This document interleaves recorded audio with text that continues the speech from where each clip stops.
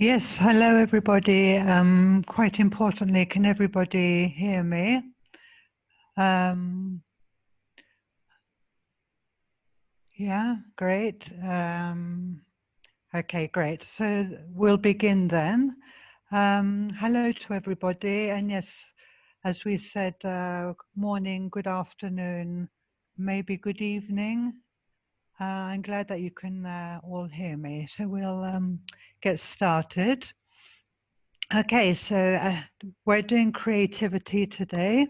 Um, Peter didn't introduce me because I'm going to give a very quick picture bio of myself.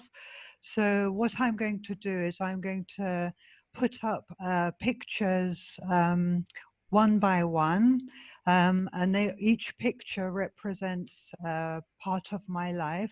I'm not going to say what the pictures are. I want you to try and guess what they are. So, and then when I've got all the pictures up together, then obviously I'll tell you what the whole story is. Um, and then just remember, you can obviously do this with your learners. It's all part of this creativity. So let's begin by showing the first picture, which I think will be a very obvious one. Let's get this rolling. Okay, so there's me. Like I said, it's a very obvious one. So on to the next picture. Maybe that's very obvious as well to a lot of you. The next one I think won't be as obvious. Okay. A lot of you I know live in the same region, so you might be more familiar with where that is. I think that properly represents a picture of all of what we do. And then, yes, there we all are. Okay. Now there's a little challenge for you maybe to work out what that one was. Have any of you ever been to this place? Very, very famous place.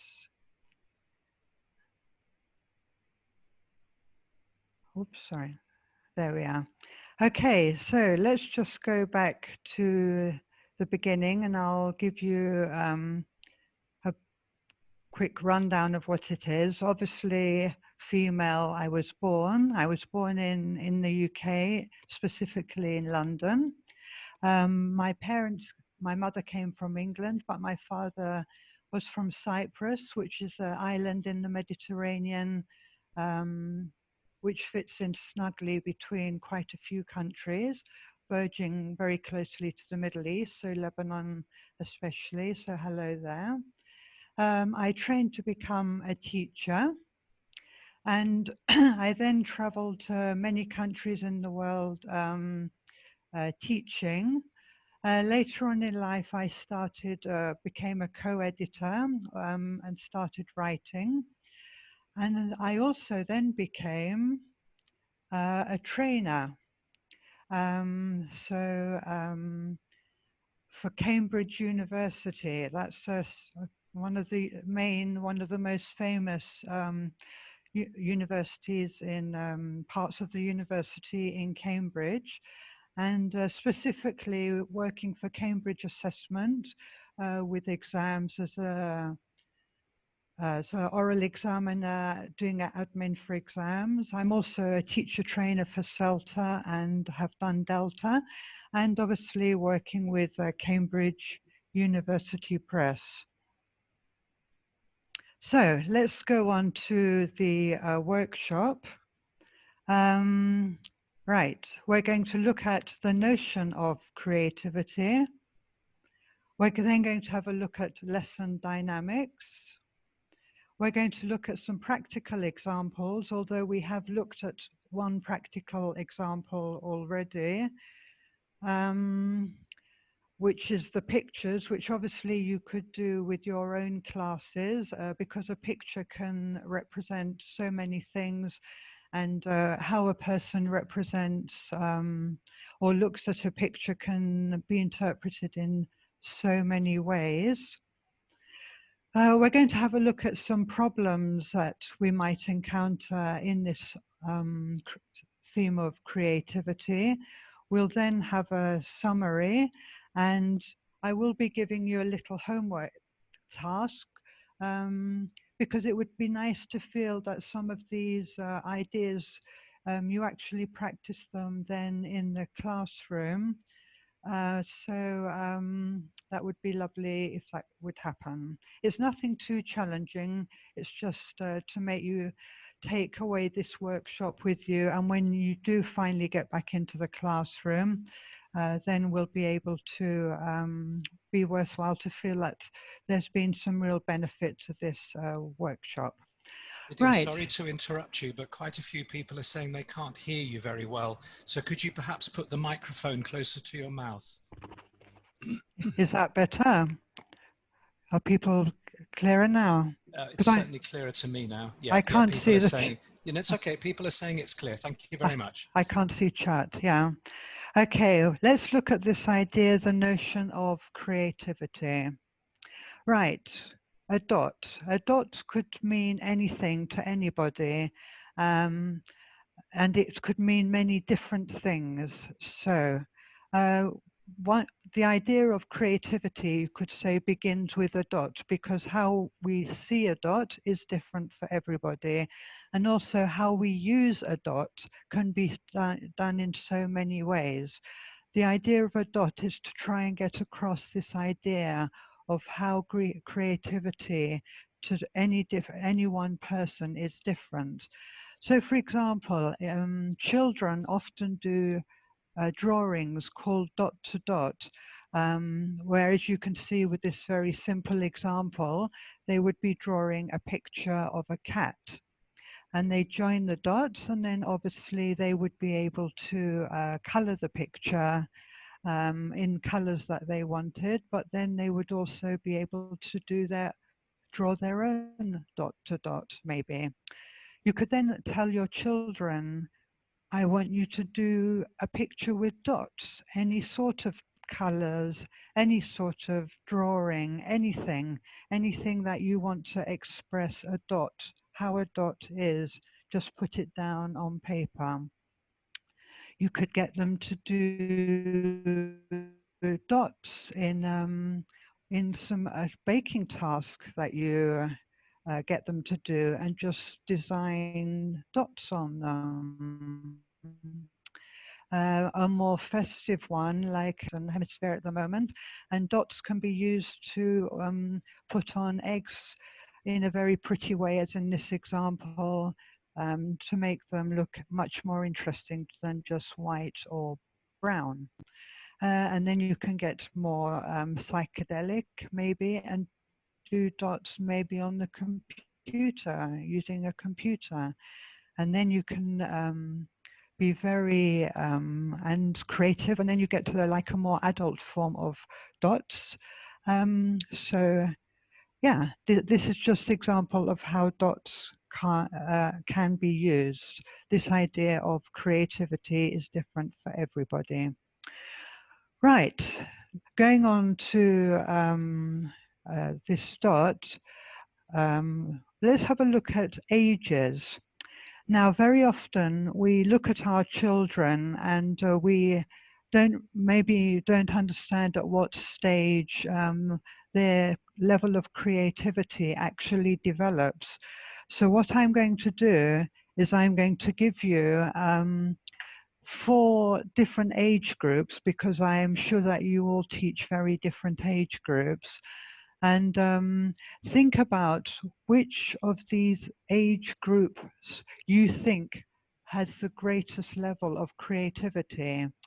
So I'll give you 4 different stages of education. So we've got the 3 to 6 year olds. Then we've got the 6 to 8 year olds. Then we've got the 8 to 10 year olds, and then we've got the 10 to 12 year olds. Now, if you if you match each of these um, to one of the categories on the right hand side, which of the 4 categories on the left would you match to the categories on the right? I'll just give you a very quick minute to do that.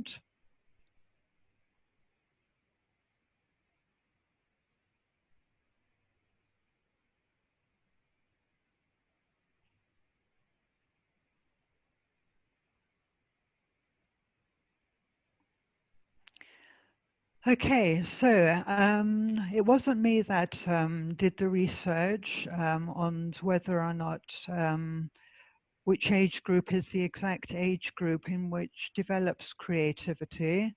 And maybe you will disagree with the answer that I'm going to give. Um, but yes, actually, the age which really, where the main period of creativity is, we're not saying that the other stages children don't have creativity. It's just the peak of the creativity is actually C in their second cycle of primary, so the 8 to 10-year-olds. And please, like I said, this isn't rigid because obviously children develop in very different ways.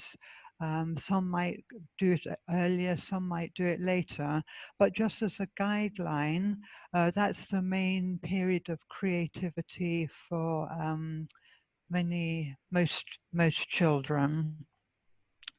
Okay, now let's move on to about this level of creativity. When we talk about creativity, uh, we're going to think about now what hinders creativity in any person. When you think of your own context and the children in your classroom, um, and think about what is it about these children that maybe hinders what they can do. Shall I just give you a minute just to think about what you think might hinder creativity? Like, for example, just as an example, you could say the use of a lot of games at the moment. Children don't actually use their own imagination to create anymore. It's all very focused on what's in front of them. Okay, so just have a quick think, and then I will come up with some ideas of other ideas for you to look at.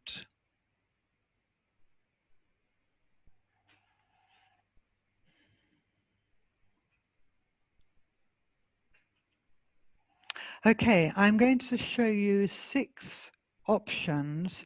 Of the 6 options, 2 of them don't hinder creativity. So out of the 6 options, 4 of them hinder, but 2 of them don't. So have a look and decide which of the 4 hinder creativity and then which 2 don't. And then we'll have a talk about all of them together.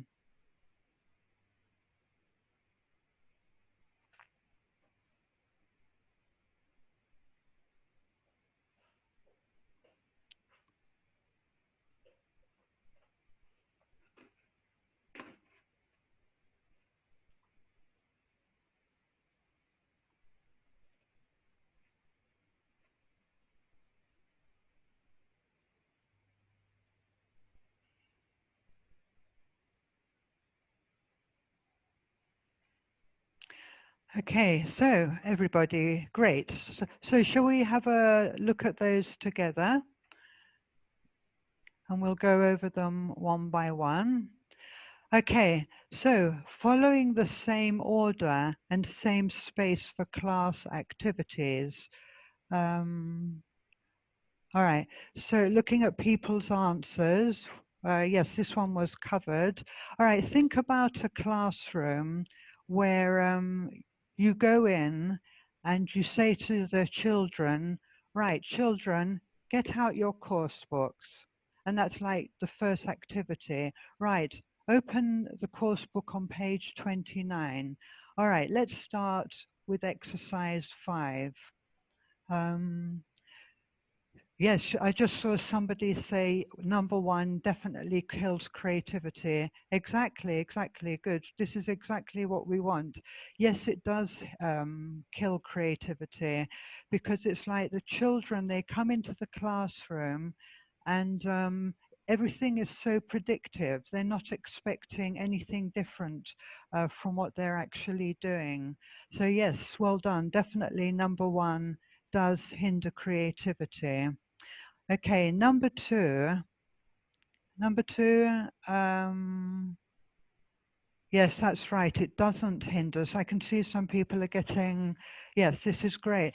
Think about it. If you leave a bit of space in your lessons, whether it's at the end of an activity, whether it's at the end of the lesson, whether it's at the end of the week, if you just leave a bit of space where children can actually then bring in a bit of their themselves into the lesson and do what they want, it would be really great because then that would allow both you and the students to have a bit of freedom in what they do.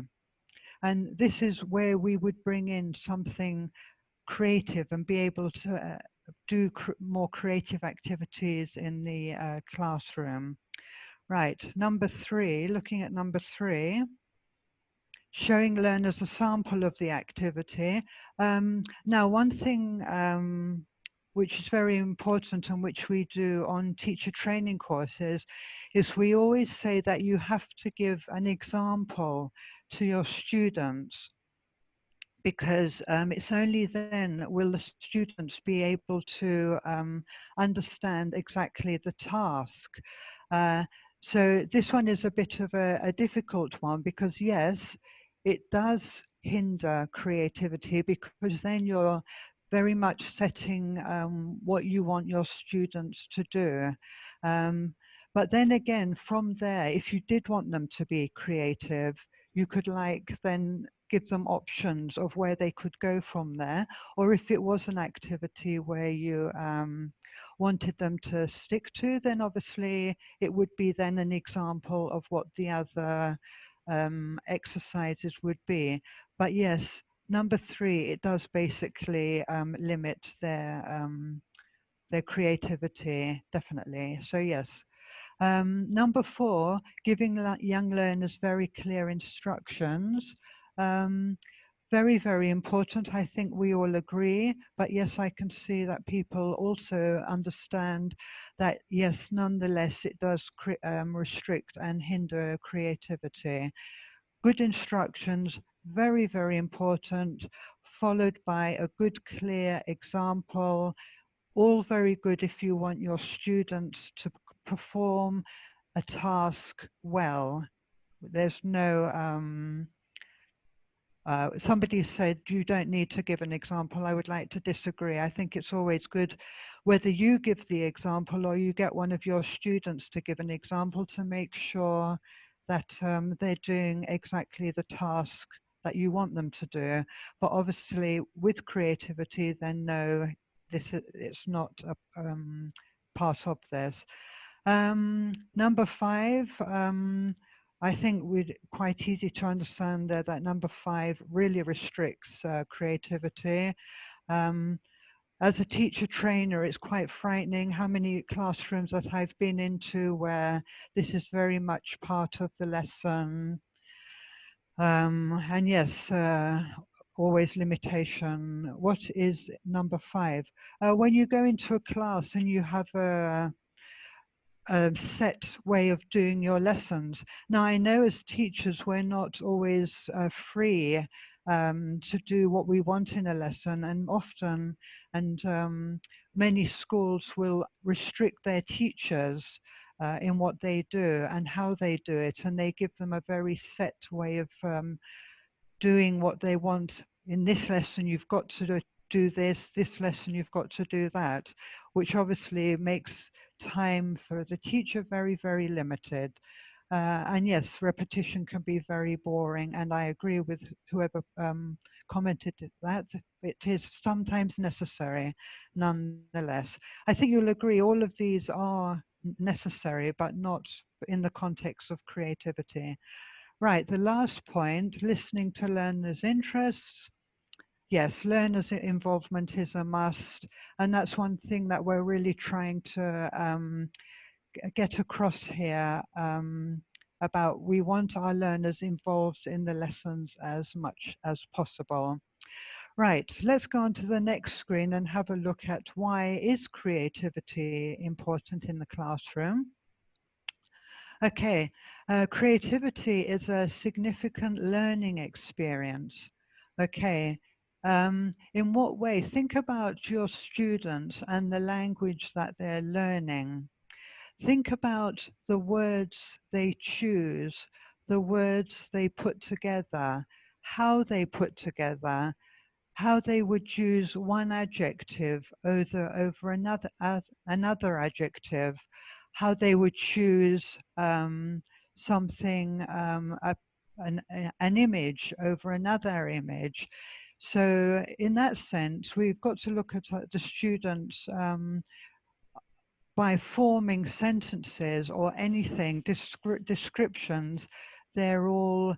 It's all part of the creative learning experience. And then don't make it easy for them. Don't give everything half done.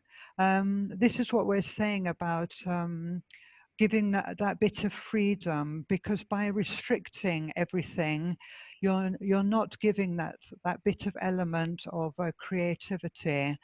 So don't make things too easy for them, because if you do, they're not visualizing and trying to do things in their own way. Work from what they want to learn. Try and make it so that there's a bit more student involvement in your lessons. Try and bring in some of their ideas, whether it's their immediate environment or a topic that they're generally interested in. Let their interests guide the lesson. Maybe there's something that they are interested in talking about. Maybe there's something that they are aware of this week that they're very, very interested in, and they want to talk about it in the lesson.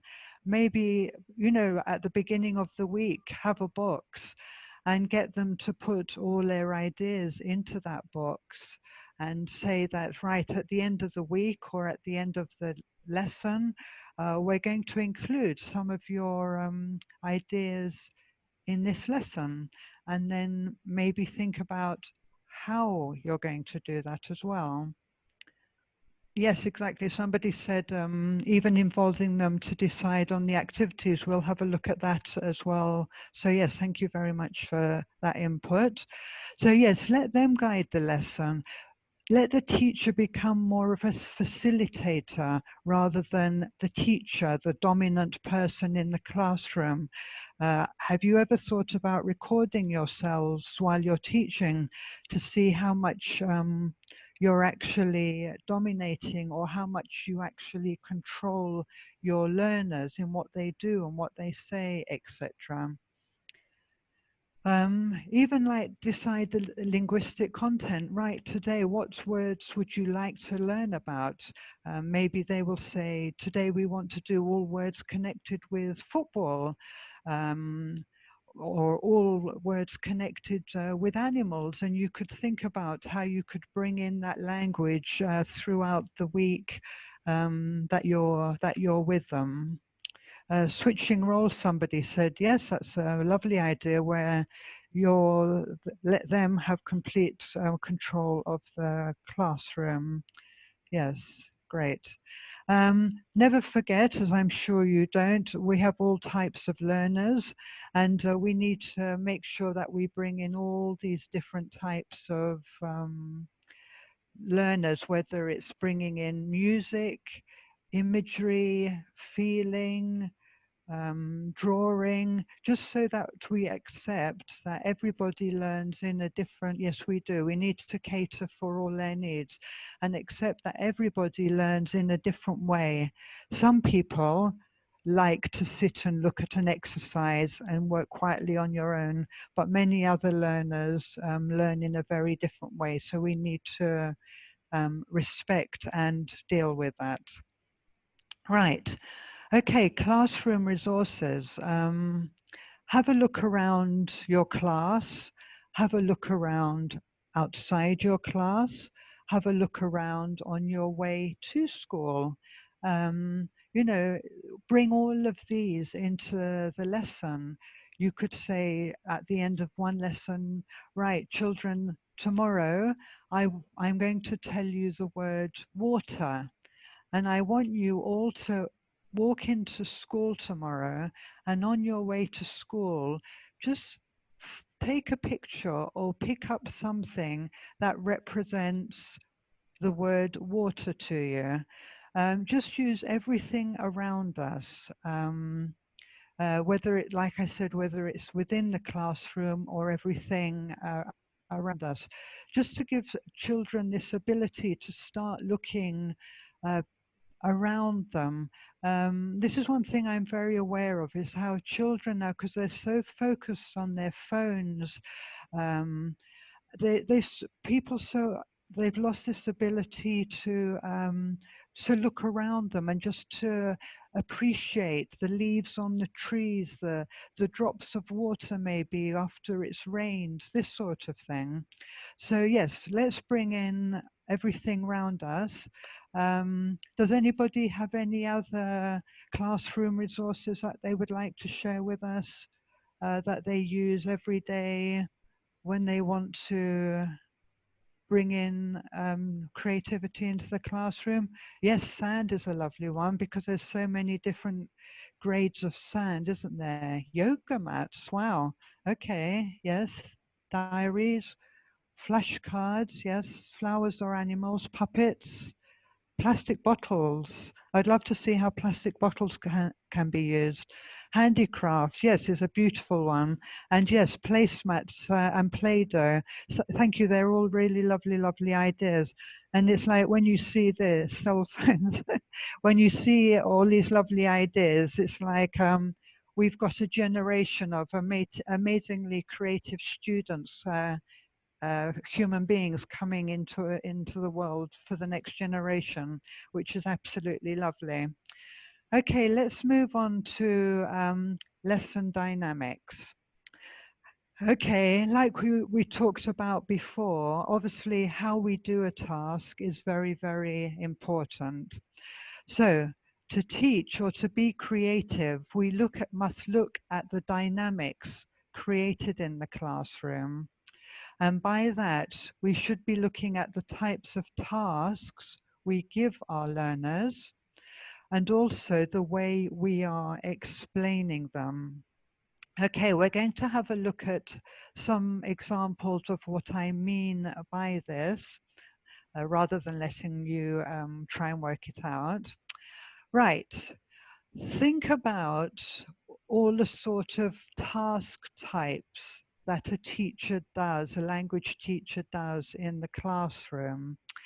Right, I'm going to give you a list of many of these task types, and some of them I think you will agree naturally encourage creativity, but a lot of them again hinder creativity.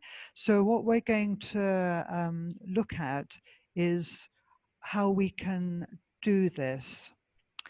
So there's one. All right, so there you can see the list, and I think it's very obvious. I can see from your answers, yes, limited, but I can't see what others say. Sorry. Okay. So you'll agree that crafts, flashcard games, storytelling, role plays, theatre plays, games, etc. Yes, they all very much encourage creativity, and they don't need very much explanation, do they? But if we look at things like dictations, fill in the gaps, course book activities, um, these very much can hinder. And I've actually seen teachers where they do a dictation and the lesson starts with, right, we're going to do the dictation today. All right, get your books out and let's write the words that I gave you for homework yesterday. So the students get out their books, teacher reads the words, the students write the words, the teacher then goes around and checks that the words are correct, are correct. But more recently, dictation, I don't know, is becoming very much in vogue, if in fashion again. And if you go online or if you find books, there's so many different variations now on how you can make dictation a dynamic and interesting activity in your lesson. And it's this way that because the students aren't expecting to come and do everything the same over and over again, it sort of inspires their brains. And it's like, right, how are we going to do dictation today? So what I'm going to do is I'm going to look at dictation, and then I'm going to look at fill in the gaps, just to give some examples of how these two particular activities or task types can be used in a much more varied way. And while I've been talking, I can see that people have actually got some very, very good ideas. Actually, I think it's not necessary for me to even have this workshop. We've got some amazingly creative teachers out there anyway, so well done. Anyway, so let's have a look at an example of how dictation can be made a much more dynamic activity. Okay, so imagine that you've got your students and they've come in to do their dictation. You've obviously given the language in advance. You're right. Now, children, I want you to listen. Put your pen and pencils down. Don't write. I just want you to listen to the dictation. Just listen.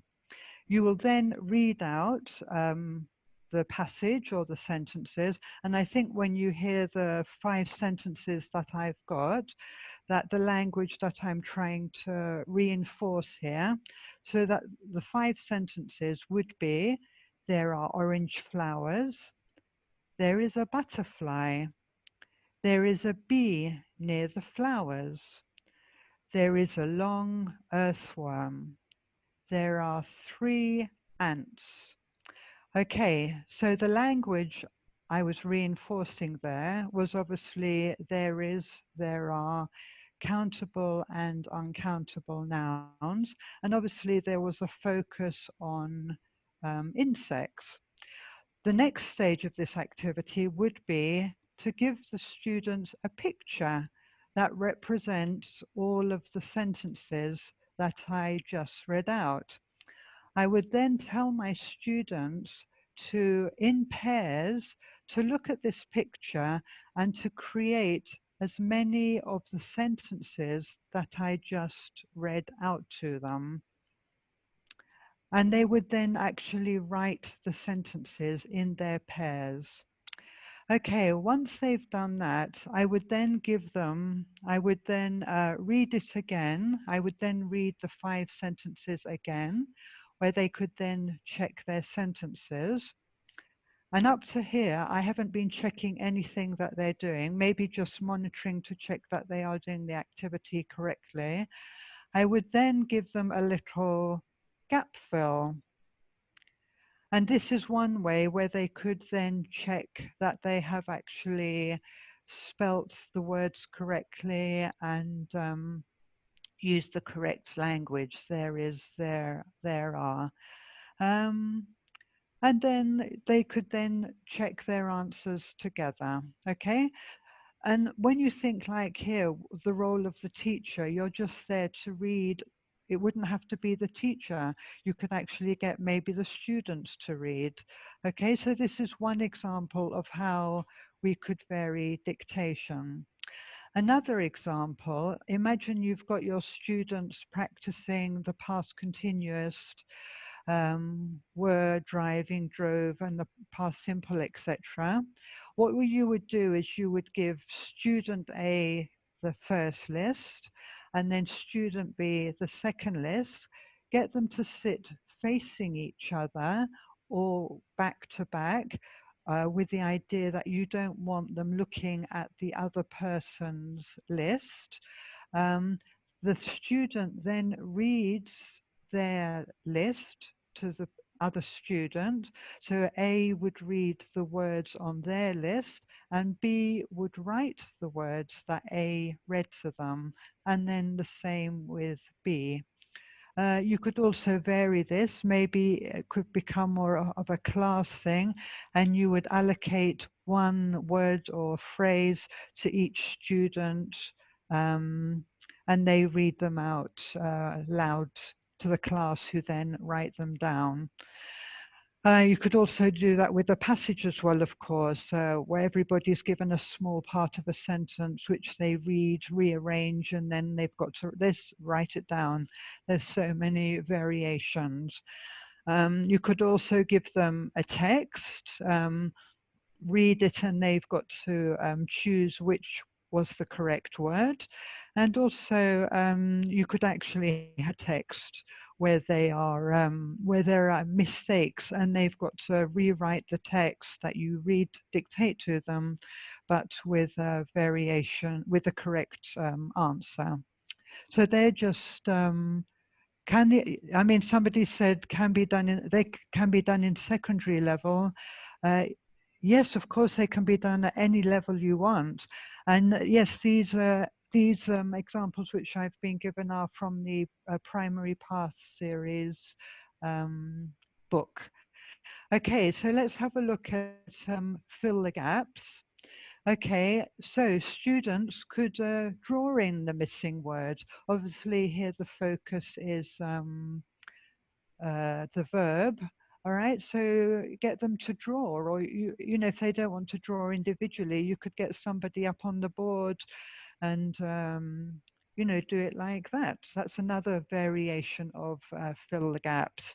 You could get students to learn the words in common pairs, and maybe like have the words on individual cards, and they then have to find the matching pair, or write the matching pair, or draw the matching pair, and match it. So like girl and boy. It's a bit more difficult with abstract, like more or less, but that's where the cards, like you play a snap, a game, or stick them on the board, like somebody said, and they rearrange them and do it like that. Another example, a coded close example, using the alphabet. So the girls are eating, so the second letter of the alphabet is obviously B. The first letter of the alphabet is A. So obviously this is the girls are eating a banana. And it just brings in a different kind way of doing each of these activities, which, like we said, they can be quite restrictive, but if you try and bring in variations, it really does change the dynamics of the lesson. Okay, another example which really encourages creativity. Um, in the books, The Primary Path, if you can see at the bottom there, look at the name and draw the dinosaurs. I think you'll agree that all children love dinosaurs, and drawing dinosaurs, there's a sort of fascination about them. So you can see at the bottom, there's a little dinosaur called a Pandasaurus.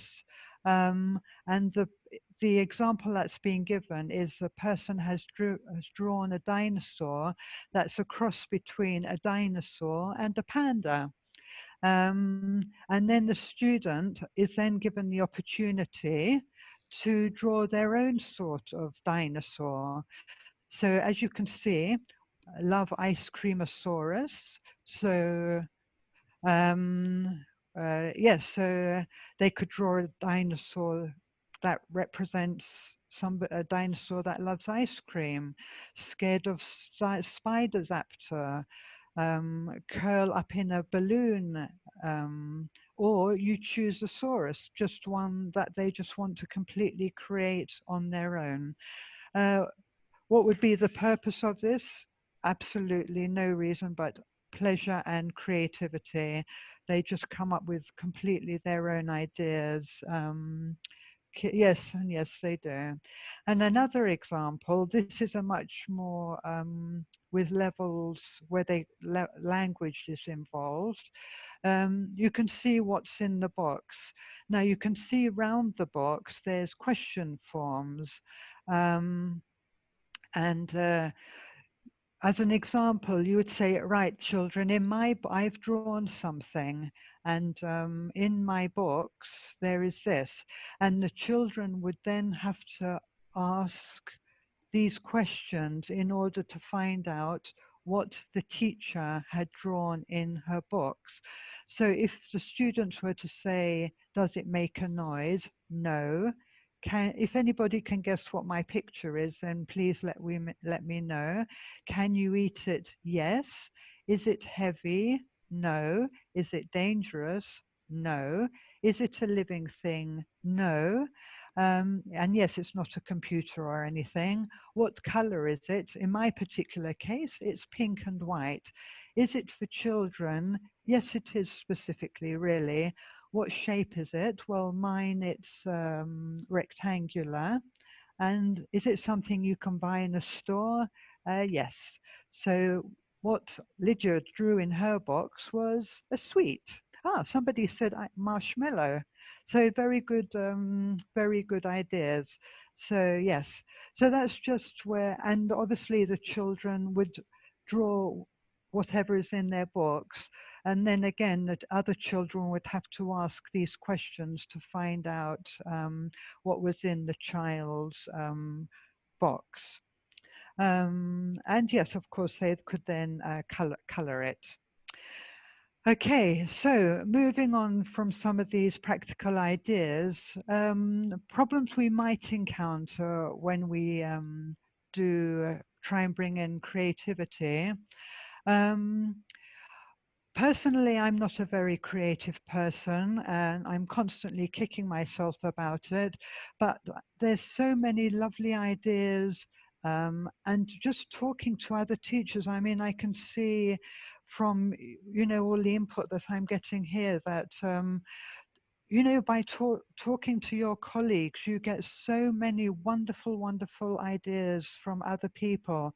I was recently in Bahrain with some teachers, and one was a geography teacher, and she came up with this most wonderful idea of how to bring color into her geography lessons. And I was like, you look at these people and you think how wonderful their lessons must be, and how much I envy her students. Hello from Bahrain, yes. Okay, and yes, very often students aren't used to being to be creative, and that's where we are so important, where we really need to bring in a lot of, at least think about, try and integrate it somehow into your lessons, because it is such an important part of learning, such an important part. uh, Somebody says you need to be a creative teacher. I disagree, and I hope a lot of what we've been looking at suggests that we don't need to be creative, because there are so many ideas out there that will help you um, become creative and look at things in a different way. Um, how much they learn is entirely up to us. How much we want to bring this creativity into the classroom is so much up to us. So let's try and start think about bringing a bit of it into the lesson. Yes, it might be more difficult in ELT, because very often we are so limited as teachers in how much time we've got to teach our students. very often you've only got a certain number of lessons in the curriculum, etc., etc. But nonetheless, let's at least think about how we can integrate it. And yes, of course, as most things, preparation time, that's always a big thing, isn't it, when you're a teacher? Capacity to adapt and improvise, that's where it's important for us. We need to adapt and we need to improvise and we need to feel, right, I'm going to start doing this in my lessons. And yes, like we talked about before, class routines, class structure, it's not always in our power, but then we all have to do dictation. So, you know, think next time, how can I make my dictation different? And already you're starting to think, how can I bring creativity into my lesson? Group behavior, yes, students think because it's fun, it's not learning, and maybe parents and the authorities might think that as well. So that's another obstacle which needs to be dealt with. Right, very quick summary, one that's going to challenge you though. Okay, here's the stem. How quickly can you match the column, the blue column with the pink column? Just a very quick review of what we've done today. I'll give you a very quick minute to do that. I think I better time you because we're getting short of time here. So don't provide what? Don't provide what? What's the correct answer? Anyone? Don't provide, lovely. Don't provide many examples or samples of the task. Excellent. Keep going, keep going. See how many of them you can come up with. You're still on number one. Move on to number two. Use everything. Absolutely great. Number three. I'll give you the answers afterwards. Don't worry. Yeah. Come on, number three.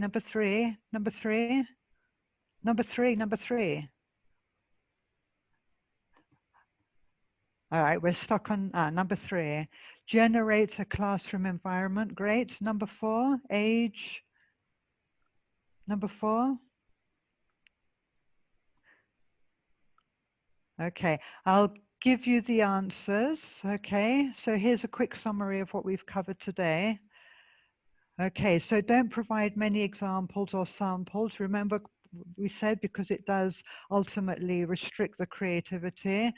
Use everything and anything available inside and outside the classroom. Generate a classroom environment appropriate to practice creativity. Imagine how it feels to walk into a classroom that's just black and white. Get your students to walk into a classroom with music, with color, where you vary the layout of the desks with different pictures, all your work, etc., etc. Remember we said between 8 and 10 is the most productive age. Remember, dynamics is such an important part of enhancing this creativity. Okay, and finally, adapt and improvise with your learners. Bring them into the classroom. Now, finally, I've got a homework task for you. I would love to feel that you did this. It would be really wonderful. So, post-session task. This is for you to practice when you go back into the classroom. And I hope to everybody that's very, very soon. And good luck to everybody. Okay, to self-evaluate the implementation of new classroom dynamics that foster your learners' creativity. Revise a typical lesson plan. So think of a lesson that you've already got planned, okay? Think of the class because you know them well and who you're going to be doing it with.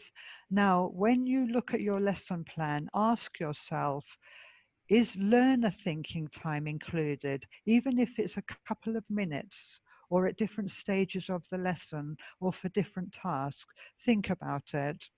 Is it based on their likes or is it something they've got no understanding or concept of? Try and bring in them into your classroom. Are there any group or pair work activities?